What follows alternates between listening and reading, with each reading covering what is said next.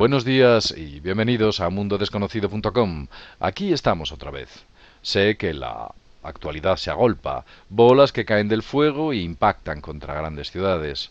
O, por ejemplo, enormes ruidos y explosiones intraterrenas que se escuchan en todo Estados Unidos o en sitios muy importantes. De estas cosas hablaremos en Mundo Desconocido y hemos hablado en algunos de los artículos escritos.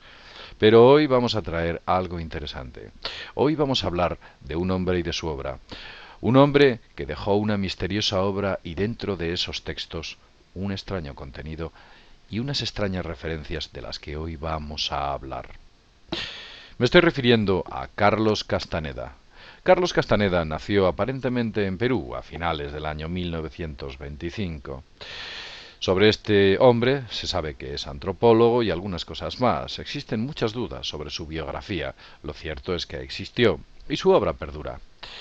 Una obra que habla en primera persona sobre sus experiencias de iniciación en el chamanismo.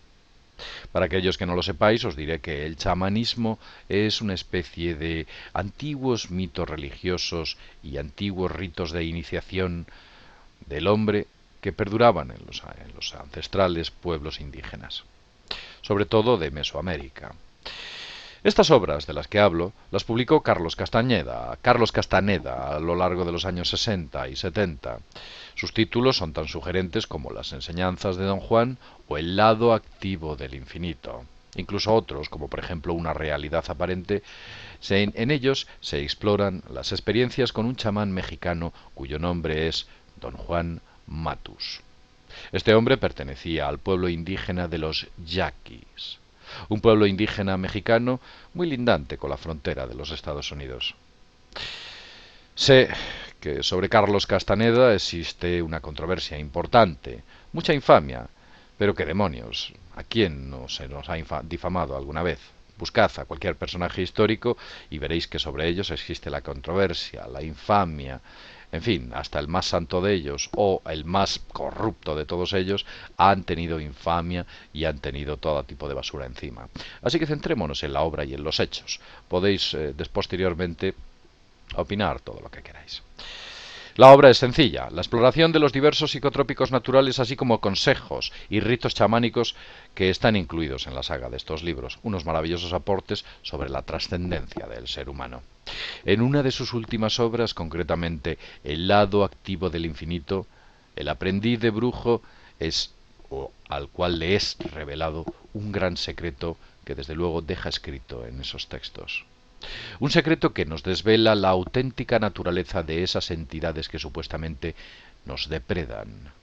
Recordad, la planta se come al mineral, los herbívoros se comen a la planta, los carnívoros se comen a los herbívoros, el hombre se come a los herbívoros, carnívoros, plantas. ¿Pero termina aquí la cadena alimenticia? ¿Quién devora al hombre? ¿En serio pensamos que el universo ha puesto punto final a esta cadena alimenticia en el hombre? Recordad que el hecho de que no creáis en estas entidades no os va a proteger de ellas. Os traigo unos textos de Carlos Castaneda que revelan la naturaleza de nuestro depredador. Voy a leéroslos y de los cuales espero que saquéis vuestras propias conclusiones. En el capítulo titulado Sombras de barro, dentro del libro El lado activo del infinito, el chamán le enseña a ver las sombras de los depredadores. Y en él dice el siguiente párrafo. Tenemos un compañero de por vida, dijo de manera más clara, la manera más clara en la que pudo. Tenemos un predador que vino desde las profundidades del cosmos y tomó el control sobre nuestras vidas. Los seres humanos son sus prisioneros. El predador es nuestro amo y señor. Nos ha vuelto dóciles, indefensos. Si queremos protestar, suprimes nuestras protestas. Si queremos actuar independientemente, nos ordena que no lo hagamos. En otro párrafo continúa diciendo: pero desde que este predador ha tomado posesión de la manera que usted describe, don Juan, pregunté, debe haber una explicación lógica a todo esto. Hay una explicación, replicó don Juan, y es la explicación más simple del mundo. Tomaron posesión porque para ellos somos comida, y nos exprimen sin compasión, porque somos su sustento. Así como nosotros criamos gallinas en gallineros, ellos también nos crían en humaneros. Por lo tanto, siempre tienen comida a su alcance. A lo largo de las siguientes líneas, el aprendiz revela y se revela contra esta monstruosa revelación, valga la redundancia, diciendo lo siguiente. Le dice lo siguiente, disculpad. Quiero apelar a tu mente analítica, dijo don Juan. Piensa por un momento y dime cómo explicarías la contradicción entre la inteligencia del hombre, del ingeniero, y de la estupidez de su sistema de creencias, o de la estupidez de su comportamiento contradictorio. Los chamanes creen que los predadores nos han dado nuestro sistema de creencias, nuestras ideas acerca del bien y del mal, nuestras costumbres sociales. Ellos son los que establecieron nuestras esperanzas, expectativas, nuestros sueños del triunfo y del fracaso. Nos otorgaron la codicia, la mezquindad, la cobardía. Es el predador el que hace complacientes, nos hace complacientes, rutinarios y egomaníacos. ¿Pero de qué manera puede hacer esto, don Juan? A esto replica el aprendiz. De cierto modo, me siento enojado con tus afirmaciones, susurran todo esto a nuestros oídos mientras estamos dormidos, nos convencen así. No, no lo hacen de esa manera. Eso es una idiotez, dijo don Juan sonriendo. Son infinitamente más eficaces y organizados que esto. Para mantenernos obedientes y dóciles, así como débiles, los predadores se involucran en una maniobra estupenda. Estupenda, por supuesto, desde el punto de vista de un estratega. Una maniobra horrible desde el punto de vista de aquel quien la sufre. Nos dieron su mente. ¿Me escuchas? Los depredadores nos dieron su mente, que se vuelve nuestra mente. La mente del predador es barroca, contradictoria, mórbida, llena de miedo a ser descubierta en cualquier momento. Aunque nunca has sufrido hambre, continuó, sé que tienes unas ansias continuas de comer, lo cual no es ni más que las ansias del predador que teme que en cualquier momento su maniobra sea descubierta y la comida le sea negada. A través de la mente, que después de todo es su mente, los predadores inyectan en las vidas de los seres humanos lo que sea conveniente para ellos. Y se garantiza a ellos mismos de esta manera un grado de seguridad que actúa como amortiguador de su miedo. Varios párrafos más adelante continúa diciendo lo siguiente. No hay nada que tú o yo podamos hacer, dijo don Juan con voz grave y triste. Todo lo que podemos hacer es disciplinarnos hasta el punto de que no nos toquen. ¿Cómo puedes pedirles a tus semejantes que atraviesen los mismos rigores de la disciplina? Se reirán, se burlarán de ti, y los más agresivos te darán una patada en el culo. Y no tanto porque no te crean.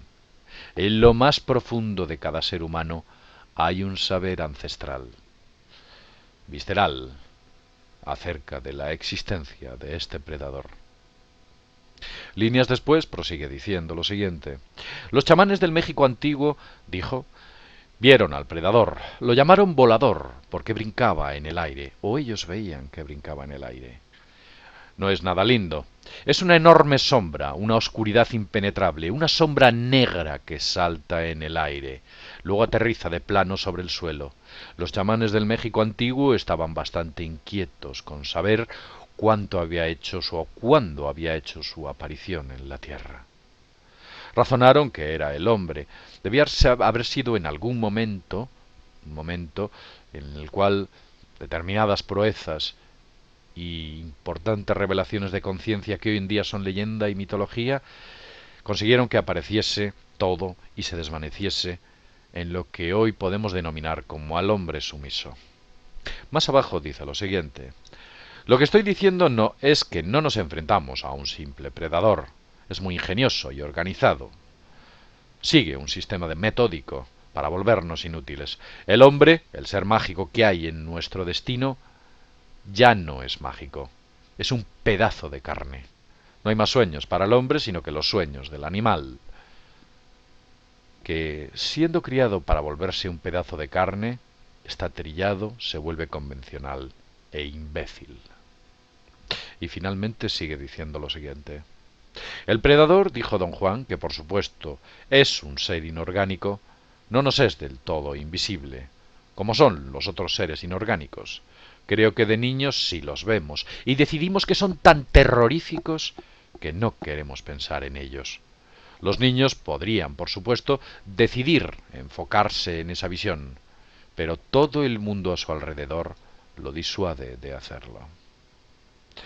Bien, el vídeo se ha hecho un poquito largo, no quiero extenderme demasiado. Prepararemos uno donde hay espacio para la esperanza, uno donde os contaremos cómo y cuál es el camino que debemos seguir para eludir a ese predador y conseguir que se aleje de nosotros de por vida. Veréis, yo solo cuento, yo no pido que me creáis, y hablo a título personal. Yo no pido que creáis los textos de Castaneda, no pido que creáis los textos de David Icke, no pido que creáis los textos de Freixedo, no pido que creáis los textos de Atienza, disculpadme.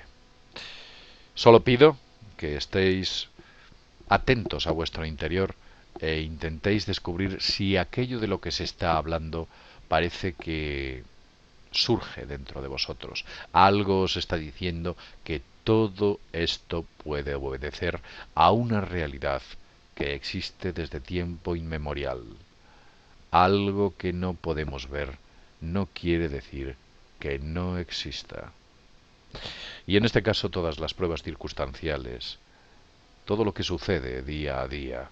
Observad vuestro entorno, cercano y lejano, la economía, la política, la ciencia.